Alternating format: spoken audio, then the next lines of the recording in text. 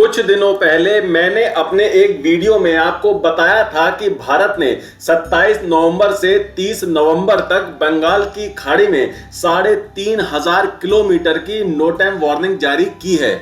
और इस no time की रेंज देखकर ही पता चल गया था कि भारत किसी बड़ी मिसाइल का टेस्ट यहां पर करने वाला है। लेकिन ये कौन सी मिसाइल होगी, इसके बारे में अलग अलग एक्सपर्ट्स अपने अपने कयास लगा रहे थे। कोई कह रहा था कि K5 मिसाइल का टेस्ट होने वाला है, कोई कह रहा था कि किसी अन्य मिसाइल का टेस्ट होने वाला है। लेकिन मुझे लगा कि इस खबर पर वीडियो तभी बनानी चाहिए जब कोई पक्की खबर निकल के सामने आए। तो अब वो पक्की खबर निकल के आ गई है और खबर ये है कि भारत ने अपनी कलाम 4, जिसे K4 नाम से भी जाना जाता है, इस मिसाइल का टेस्ट सफलतापूर्वक कर लिया है। और इस मिसाइल की रेंज 3,500 से 4,000 किलोमीटर तक की बताई जा रही है। अब कुछ लोग कहेंगे कि K4 मिसाइल के टेस्ट तो पहले भी हो चुके हैं, तो फिर इस खबर में नया क्या है? तो क्या नया हुआ है इस बार, वो मैं आपको अब बताता हूं। पहले जो K4 मिसाइल के टेस्ट हुए थे वो सबमर्ज पॉन्टून से किए गए थे। सबमर्ज पॉन्टून को आप एक तरीके से ऐसा स्ट्रक्चर समझिए जिसे टेम्परेरी रूप से मिसाइल टेस्ट करने के लिए बनाया गया था। यह स्ट्रक्चर पानी के अंदर डूबा हुआ रहता है और पहले जितने भी K4 मिसाइल के टेस्ट हुए थे वो इसी तरह के पानी के अंदर डूबे हुए एक तरह के टेम्परेरी स्ट्रक्चर से किए गए थे। लेकिन अब की बार जो टेस्ट हुआ है वो किसी सबमर्ज पॉन्टून से नहीं हुआ, बल्कि ये टेस्ट किया गया है भारत की न्यूक्लियर पावर्ड और न्यूक्लियर हमला करने वाली SSBN INS अरिघाट से। जी हां, अब जो टेस्ट हुआ है उसमें K4 मिसाइल को INS अरिघाट पनडुब्बी से ही फायर करके टेस्ट किया गया है और यह टेस्ट पूरी तरह से सफल रहा। जितने भी मानक इस टेस्ट के लिए सेट किए गए थे उन सभी मानकों पर यह मिसाइल पूरी तरह से खरी उतरी।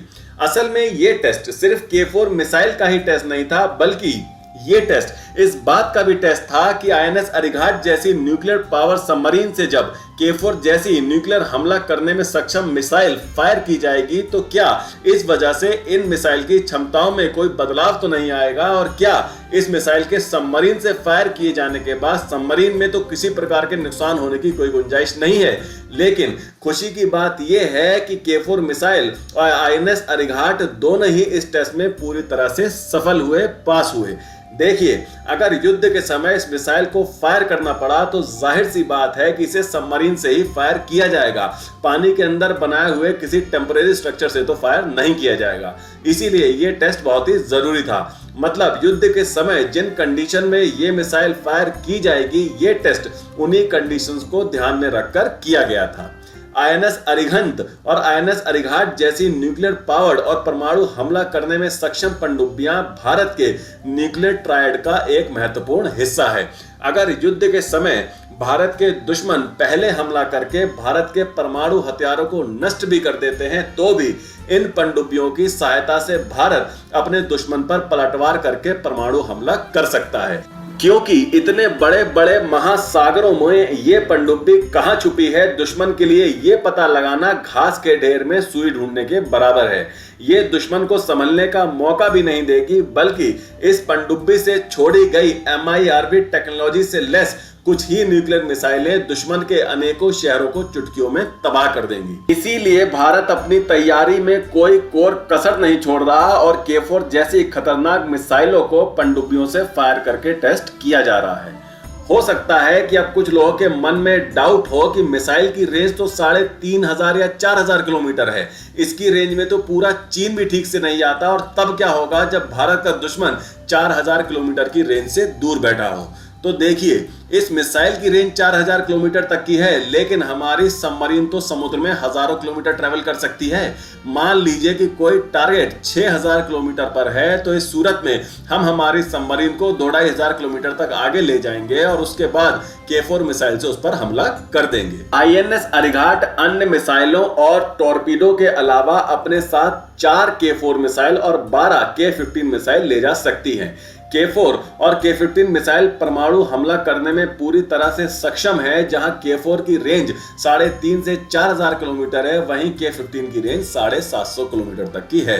और बात सिर्फ K4 और K15 मिसाइलों पर ही खत्म नहीं होगी, बल्कि आने वाले समय में आपको K5, K6 के भी टेस्ट जल्द ही देखने को मिलेंगे। इनका निर्माण अभी चल रहा है और इनकी संभावित रेंज क्रमशः 5000 और 6000 किलोमीटर बताई जा रही है। और जैसे ही इन मिसाइलों से जुड़ी हुई कोई भी खबर निकल के आएगी, सबसे पहले मिलेगी आपको इसी चैनल पर, इसीलिए हमारे चैनल को अभी सब्सक्राइब जरूर कर लीजिएगा। अब चलते हैं अपने दूसरे सेक्शन, यानी जो लोग जॉब ढूंढ रहे हैं उनके लिए काम की खबर। खेल में अपनी प्रतिभा का शानदार प्रदर्शन करने के बाद सरकारी नौकरी ढूंढ रहे युवाओं के लिए बीएसएफ में भर्ती निकली है। हाल ही में सीमा सुरक्षा बल ने स्पोर्ट कोटे के अंतर्गत जनरल ड्यूटी कांस्टेबल की भर्ती निकाली है। इस भर्ती का नोटिफिकेशन जारी हो गया है। वहीं आधिकारिक वेबसाइट rect.bsf.gov.in पर आवेदन की प्रक्रिया 1 दिसंबर 2024 से शुरू हो रही है, जिसमें अभ्यर्थी 30 दिसंबर 2024 तक अप्लाई कर सकते हैं। आप स्क्रीन को पॉज करके वेबसाइट को प्लीज नोट कर लीजिए। तो आज के लिए इतना ही। वीडियो को लाइक करें, ज्यादा से ज्यादा शेयर करें और बेल आइकन को दबाकर हमारे चैनल को प्लीज अभी सब्सक्राइब जरूर कर लीजिएगा। तो मिलते हैं अगली खबर के साथ जल्द ही। टेक केयर, जय हिंद।